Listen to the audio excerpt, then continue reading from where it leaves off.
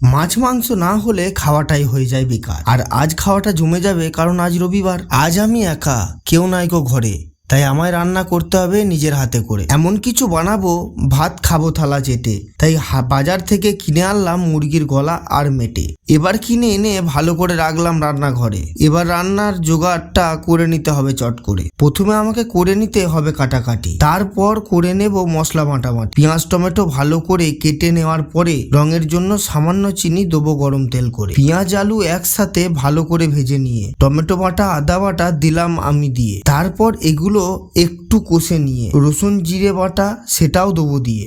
এবার গলা মেটে ভালো করে ধুয়ে নিয়ে চলো, কড়াইয়ের মধ্যে এটাকেও নিয়ে ফেলো। সবকটাকে এবার ভালো করে কষে নিয়ে এরপর সেদ্ধ হওয়ার জন্য দাও একটু ঢাকা দিয়ে।